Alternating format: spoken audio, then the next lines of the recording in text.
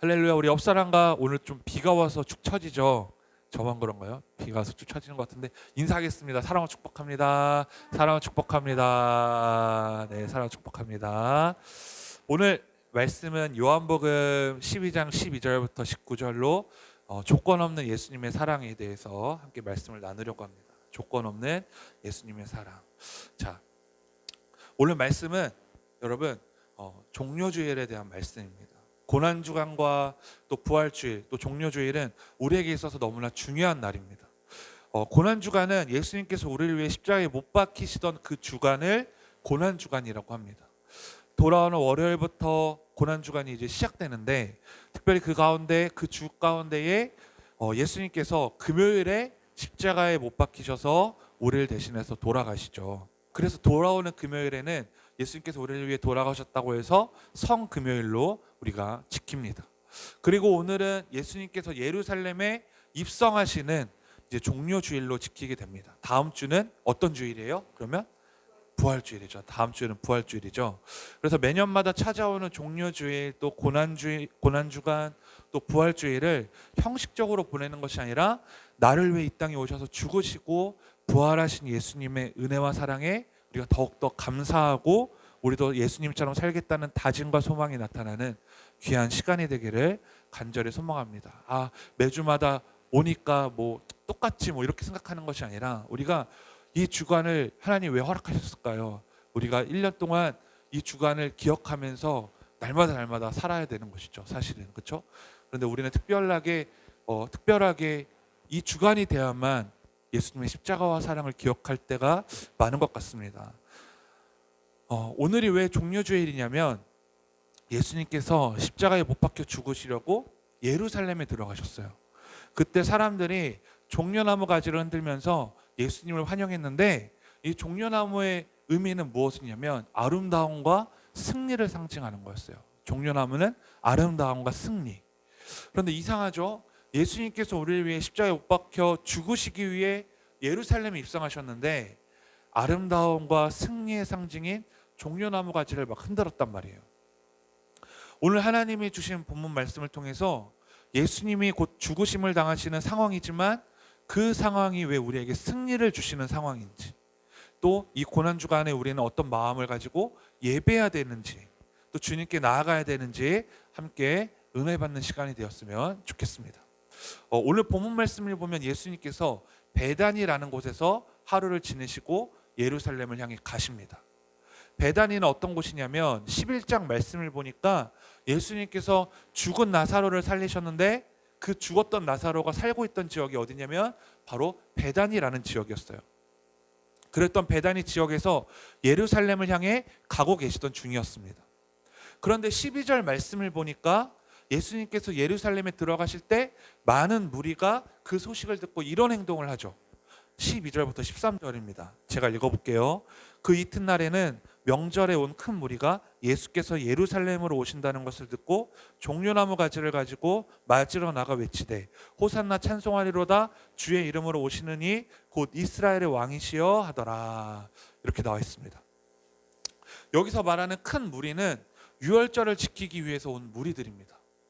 그런데 그런 무리들이 예수님에 대해서 환영하고 무엇인가 기대하는 마음으로 종려나무 가지를 가지고 호산나를 외치며 맞이하고 있어요.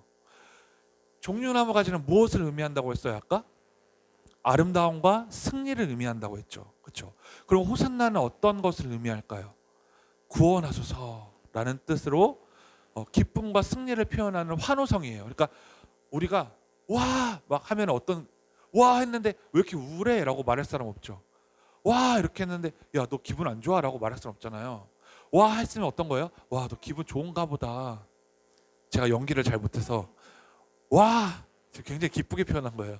그런데 여러분 호산나 이거는 뭐냐면요, 기쁨과 승리를 표현하는 환호성이에요. 우리를 구원하소서 호산나 이렇게 외친 거죠. 그래서 우리가 아까도 어떤 찬양을 했어요? 호산나라는 찬양을 했단 말이에요. 많은 무리들은 예수님이 예루살렘에 오신다는 소식을 듣고 종려나무를 막 흔들고 호산나를 외치고 이스라엘 왕이시여 이것을 외치며 열심을 보였습니다. 이들이 왜 이렇게 환호하고 예수님을 맞이했을까요? 정말 예수님이 우리를 이 땅에 구원하러 오시기 위해 오셨다. 그 의미에서 승리의 환호성과 감사의 환호성을 외쳤던 사람들도 분명히 있었겠죠. 그런데 이들은 예수님에게 강한 기대감을 가지고 있었어요. 그래서 더 환호했습니다. 정말 구원자가 오심에 환호했던 사람도 있을 것이고, 반대로 여러분 어떤 사람도 있었냐면, 이들 중에는 예수님께서 나사로를 살리신 이적을 보고, 아까 나사로가 어디서 어떤 지역에 있었다고요? 베단이라는 지역에서. 그렇죠? 그러니까 예수님께서 나사로를 살리신 이적을 보고 예수님의 능력을 기대했던 것입니다. 이들은 예수님을 이스라엘 왕이라는 이름하에 전투적이고 또 군사적으로 무력의 왕으로서 기대했던 것이죠. 다시 말해서 이들에게 예수님은 메시아, 구원자로서 기대한 것이 아니라 죽은 나사로를 살린 그 능력이 자기에게 임하기를 바랬던 것입니다. 자신들의 죄를 용서하거나 말거나 상관없던 사람들도 분명히 이 가운데 있었다는 거예요. 그저 예수님에게서 힘을 기대하고 어떻게 하면 예수님의 능력을 가져갈 수 있을까, 그런 목적으로 이들은 예수님을 왕으로 영접했던 사람이 있었다는 것입니다. 이것은 올바른 믿음이 아니죠. 매번 제가 설교할 때 말씀을 전하지만, 예수님을 믿는 이유가 무엇입니까, 여러분? 우리가 왜 예수님을 믿습니까? 정말 구원자신 예수님, 나를 창조하신 하나님, 나를 인도하시는 성령님, 그 은혜에 감격해서 예수님을 믿는 사람들도 분명히 있지만, 어떤 사람은 예수님이 로또가 되어주길 바라는 그 믿음이 있을 수도 있다는 것입니다. 또 예수님이 알라딘의 요술램프가 되어주기를 바라는 마음도 있을 것입니다. 그런데 그것은 올바른 믿음이 아니라는 것입니다. 물론 우리가 바라고 원하는 것들을 예수님께서 다 해결해 주시고 힘이 들고 어려울 때 위로해 주시는 분이심은 확실합니다. 하지만 우리가 어렸을 때 여러분 부모님을 사랑하는 이유, 그 이유가 무엇입니까? 나에게 먹을 것을 많이 사주시고 또 장난감을 사주시는 이유가 전부라면, 여러분 그것이 부모님을 사랑하는 이유의 전부가 된다면 여러분 그건 잘못된 것이죠. 어린아이가 부모님을 사랑하는 이유는 자신에게 비싼 자동차 장난감이나 또는 물건을 사주지 않아도 여러분 자기 옆에 있는 부모님 존재만으로도 사랑하는 거예요. 나를 태어나게 해주신 분이 부모님이기 때문에 아이는 사랑하는 것이죠.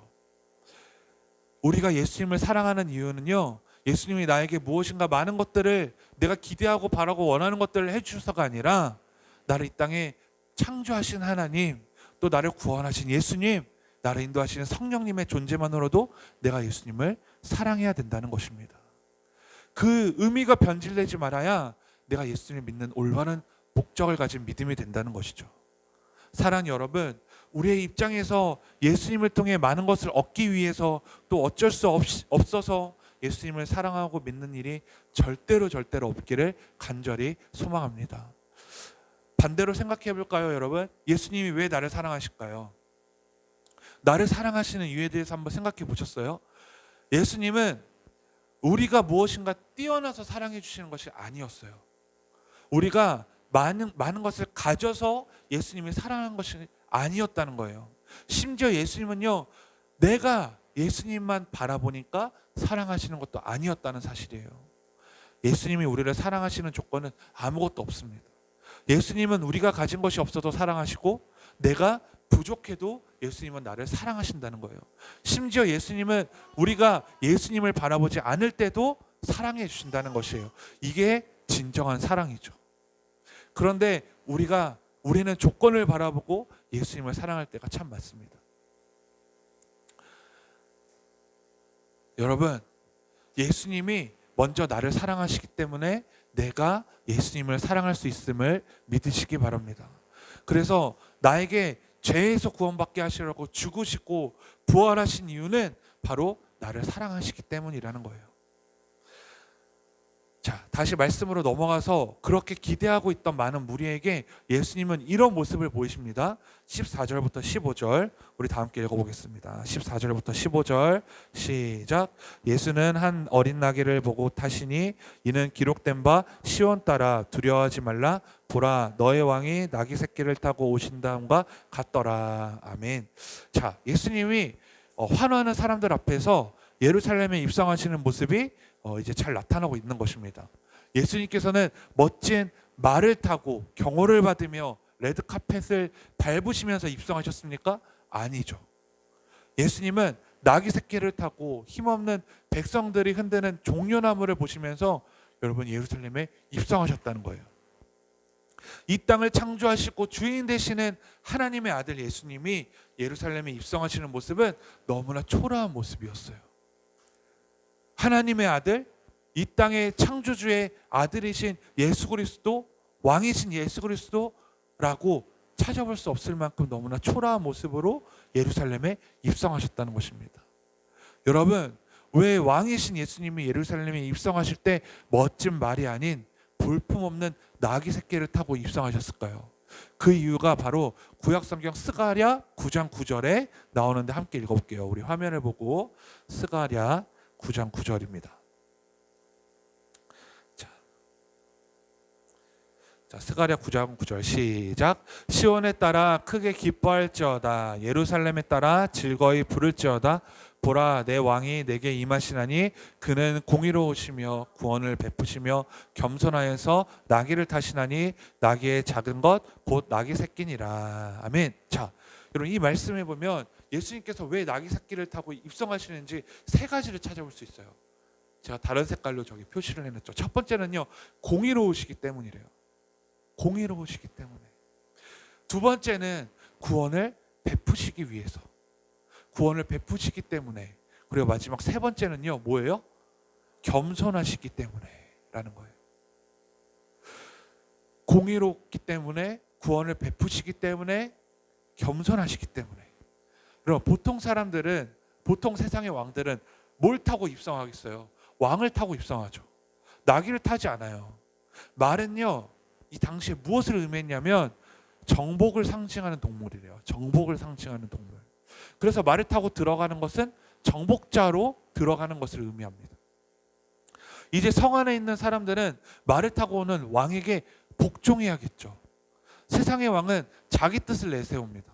구원이 아닌 복종을 요구해요. 나에게 복종해라. 내가 왕이다. 라는 것을 요구합니다. 겸손한 모습이 아니라 자기가 왕임을 과시하며 모든 사람들이 자신의 권력 아래에 복종하기를 원해요. 하지만 예수님은 나귀를 타고 예루살렘에 입성하셨어요. 나귀는 순종을 상징하는 동물이라고 합니다. 순종. 예수님은 정복자로서 예루살렘에 입성하신 것이 아니라, 여러분, 무엇을 타고 가느냐에 따라서 볼 수 있겠죠. 순종을 상징하는 동물인 나귀를 타고 입성하셨다는 것은 자신이 십자가에서 죽으심으로 모든 사람들을 구원하시기 위해서, 그 하나님의 말씀에 순종하기 위해서 왕의 모습이 아니라, 세상의 왕의 모습이 아니라 순종하는 예수 그리스도의 모습으로 입성하셨다는 것입니다. 자신이 세상 모든 사람들의 피를 짊어지고 피를 흘려 십자가에 죽어야 세상 사람들이 죄 사함을 받고 구원받을 수 있다는 하나님의 말씀에 순종하기 위해서 나귀를 타고 입성하신 거예요. 그래서 예수님은 말이 아니라 나귀를 타고 입성하신 것이고, 예수님은 구원자로서 예루살렘에 입성하신 것이죠. 사랑하는 여러분, 정말 예수님이 이렇게 입성하시는 모습을 여러분 우리가 잊지 않기를 원합니다. 예수님이 능력이 없으시거나 가진 것이 없으셔서 나귀를 타고 입성하신 것이 절대로 아닙니다. 예수님에게는 온통 하나님의 말씀을 이루려는 것과 이 땅에 오신 목적, 구원 사역을 이루시기 위해 자신의 모든 것을 다 내려놓으시고 자신의 목숨까지도 내려놓으시고 말씀을 이루시려는 과정이었던 것입니다. 여러분, 이것이 우리 목회자와 성도와 교회가 가져야 될 마음이겠죠. 우리 드림교회에서 나타나야 될 모습입니다. 왜 세상의 교회들과 목회자들과 또 때로는 직분자들이, 예수님도 여러분 예루살렘에 입성하실 때 정말 나귀를 타고 입성하셨는데, 이 교회에서 내가 존중받고 내가 인정받으려는 마음이 있어야 될까요? 다른 사람들이 나를 인정해 주지 않고 내가 교회에서 높은 직위에 있지 아니하고 사람들이 나를 칭찬하고 박수치는 자리에 없는다는 것에 불평불만하지 말아야 될 이유가, 바로 예수님이 말이 아닌 나귀를 타고 예루살렘에 입성하셨다는 것 하나만으로도 증명되는 것이라고 생각됩니다. 저는 말씀을 준비하면서 매년마다 종료주일에 찾아와서 비슷한 본문을 가지고 설교할 때마다 절대 잊지 말아야 될 것이 무엇이냐, 평생 목회할 때 이 마음을 가지고 해야겠다는 마음을 하나님이 정말 깨닫게 해주심에 너무 감사드려요. 이렇게 예루살렘에 입성하신 예수님입니다. 그곳에 있던 사람들, 자신의 로또가 되어주고 알라딘의 요술램프가 되길 바랬던 예수님의 모습과 정반대의 모습으로 오신 예수님의 모습을 보고 그들이 어떻게 했을까요? 예수님께 실망하고 맙니다. 그래서 자신들이 생각했던 예수님의 모습과 다르자 속았다고 생각해요. 예수님에 대한 실망감과 배신감으로 온갖 조롱과 핍박을 하기 시작합니다. 진정한 구원자로서의 예수님으로 인정했던 사람들이면은 그렇게 하지 않았겠죠. 하지만 그들 중에는 예수님이 세상의 왕처럼 자신들에게 뭔가를 거저주기를 원했던, 세상적으로 보여지는 것들을 통해서 거저주기를 원했던 사람들이 있었던 거예요. 그들이 예수님께 실망합니다. 이 당시 왕이었던 빌라도를 향해서 예수님을 십자가에 못 박으라고 합니다. 예수님은 이렇게 사람들에 의해서 오해와 모욕을 당하시면서 십자가를 지시게 되죠. 그런데 이 사람들은 몰랐던 거예요. 무엇을 몰랐을까요? 바로 자신을 구원할 분이 예수님이시라는 사실을 몰랐던 거예요. 우리에게 영원한 생명을 주시는 분이심을 몰랐던 거예요. 사랑하는 여러분, 우리는 어떻습니까? 내가 바라고 원하는 것이 이루어지지 않는다고 해서 예수님을 원망하진 않습니까? 다른 사람들은 행복하게 살아가는데 하나님을 믿는다는 어려움을 경험한다고 해서 불평하고 있지는 않습니까? 신앙생활을 하는 것이 힘들어서 예배를 드리는 것이 귀찮아서 다른 마음을 품지는 않았습니까? 사랑하는 여러분, 내가 바라고 원하는 것이 이루어지지 않는다고 해서 우리는 너무나 쉽게 예수님에 대해서 오해할 때가 많습니다. 과연 나를 사랑하고 있는 걸까? 기도의 능력에 대해서 의심하고 예수님의 사랑에 대해서 의심하고 예수님의 존재조차 의심할 때가 있습니다. 하지만 사랑하는 여러분, 예수님은 살아계시고 능력 있으시며 우리를 구원하시는 분이십니다. 나에게 있는 어려움과 문제에 대한 해답과 해결되는 시기는 내가 정하는 게 아니에요. 하나님께서 정하는 것입니다. 여러분, 우리가 병원에 가서, 여러분 예를 들어서 제가 예전에 고등학교 때 제가 인창고등학교를 나왔는데 거기는 한 운동장이에요. 세 학교가 있어요. 서울 경기초등학교, 인창중학교, 인창고등학교, 이렇게 세 인창고등학교 나오셨죠? 네, 운동장을 같이 쓰는데 거기서 아마 우리 김건 선배님도 아시겠지만 축구공이요, 점심시간만 되면 한 20개 이상이 왔다 갔다 해요. 그럼 어떻게 돼요, 여러분? 가다가 뛰다가 뒤통수를 맞을 때도 있고, 정말 그냥 어디서 공이 날라왔는지도 몰라요. 그리고 제가 공을 찼는데 학교 선배가 맞았다. 그러면 내가 안 찬 척하면 돼요. 왜? 축구공이 막 10몇 개, 20개가 왔다 갔다 하니까. 누가 찬지 몰라요.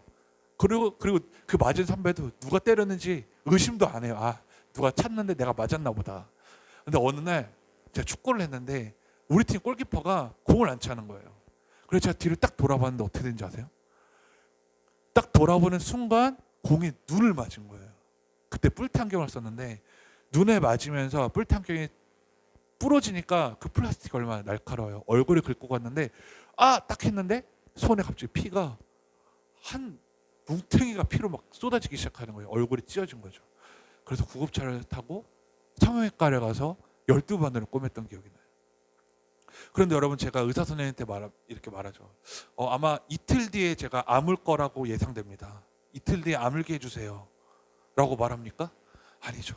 전적으로 의사 선생님에게 의지하죠. 의사 선생님, 이거 제가 이거 찢어진 거 언제 아물까요? 아마 한 2주 동안 물도 닿지 말아야 되고 2주면 괜찮을 거예요. 그럼 그 말을 믿겠죠. 2주 뒤에 아물겠구나.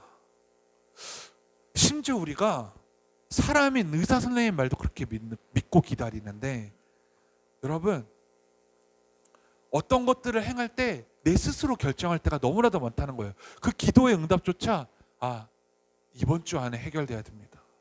이번 주 안에 무조건 그 기도 응답이 돼야 돼요 라고 하면서 예수님에게 기대해요. 내 스스로가 기대하는 거예요. 예수님은 그렇게 말씀도 하지 않으셨는데 마치 우리 아들에게 저 비싼 장난감을 사줄 의도도 없는데, 마음도 없는데 제 아들은 기대하는 거예요. 아빠가 이번 주에 장난감 사주겠지. 그럼 어떻게 돼요? 실망하죠. 아빠 왜 저래? 라고 실망하겠죠. 마찬가지예요. 예수님이 나에게 어떤 응답도 주시지 않았는데 나는 기대부터 해요. 예수님 저 꼭 이루어 주실 거라고 저는 믿어요. 반드시 해주셔야 돼요. 언제요? 2주 뒤에 꼭 해주세요. 제가 그때 정했으니까요. 의사 선생님의 말도 믿고 의사 선생님 하라는 대로도 하는데, 왜 우리는 예수님이 주시는 그 시기를 기다리지 못하는 걸까요? 내가 정하는 게 아니에요. 기대하면 안 돼요. 반드시 이루어질 것을 믿고 기도하는 것은 맞지만 내가 정한 시기에 그것이 이루어질 것이라는 기도는 하면 안 됩니다. 전적으로 하나님께 맡겨야죠. 하나님, 모든 시기와 방법을 주님께 맡깁니다. 사랑하는 여러분, 종려나무를 예수님이 우리 구원하신 구원자로서 흔들린 사람들은 올바른 믿음을 가지고 구했기 때문에 예수님 십자가에 못 박혀 돌아가실 때 정말 그 마음을 다해서 예수님을 위해서 기도했을 거예요. 또 감사했을 거예요. 하지만 여러분, 예수님을 마치 로또 또 요술램프의 알라딘처럼 예수님을 이용하려는 목적을 가지고 기대하는 마음으로 흔들었던 사람들은요, 예수님이 그 채찍질 당하시는 모습에 실망했을 것입니다. 뭐야, 나의 문제를 해결할 수 있는 사람으로 내가 생각했는데 저렇게 연약한 모습으로 채찍질 당하고 침뱉음 당하고 조롱당하고 있어. 심지어 십자가에 못 박혀서 저렇게 고통당하고 있어. 뭐야, 나를 구원하러 온 사람 맞아? 나에게 나의 문제를 해결할 수 있는 사람이 맞아? 나의 환경적으로 더 업그레이드 해줄 수 있는 사람이 맞아? 실망하고 말았겠죠. 그러고서 돌을 던졌을 거예요. 그리고 그 왕에게 말했겠죠. 저 사람을 못 박혀 죽게 해라. 저 사람은 사기꾼이다 라고 말하며 십자가에 못 박으라고 더 소리쳤을 거예요. 그런데 가만히 생각하면 그게 나의 모습일 수도 있어요. 왜 이루어지지 않는 거예요, 예수님? 왜 지금 당장 해주지 않는 거예요? 내가 바라고 원하는 게 이렇게 있는데 나를 사랑하는 거 맞아요? 나와 함께 하는 거 맞아요? 나를 위해 오신 분 맞아요? 라고 예수님을 손가락질하며 돌을 던지고 있는 건지도 몰라요. 사랑 여러분, 나를 위해 모든 것을 내려놓고 사랑하시는 분이 바로 예수님이십니다. 누구보다 나를 사랑하시고 나의 모든 것을 다 하십니다. 그렇다면 이제 우리가 가져야 될 모습과 신앙은 무엇입니까? 그 초라한 모습으로 우리를 위해 십자가의 길을 묵묵히 홀로 걸어가시는 예수님에게 우리가 할 수 있는 것이 무엇일까요? 이제 고난주간입니다.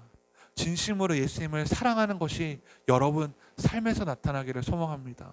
진심으로 예수님을 사랑하면 그 고난도 당연히 감당할 수 있어요. 여러분, 고난주간이라고 해가지고 내가 기쁘면 안 돼, 누가 막 웃겨도 웃으면 안 돼, 이렇게 하라는 게 아니에요. 나도 고난 당해야 돼. 나에게 아픈 일을 허락해 주시고 나에게 슬프고 힘든 일을 주세요. 짐을 제 어깨에 이렇게 얹혀주세요. 이런 게 아니에요, 여러분. 고난주간에 고난 당하라는 게 아니라요, 고난주간에는요, 예수님이 나를 그렇게 사랑하셨다는 것을 진심으로 깨달아야 된다는 거예요. 이 땅에 왜 오셨는지의 목적을, 존재를 우리가 확실하게 깨닫고 예수님이 나를 얼마나 사랑하시는지 그 사랑을 전하며 묵상하는 것이 고난주간의 진정한 의미라고 생각해요. 형식적으로 웃지 않는 게 고난주간이야 라고 한다고 해서 예수님 기뻐하지 않으십니다.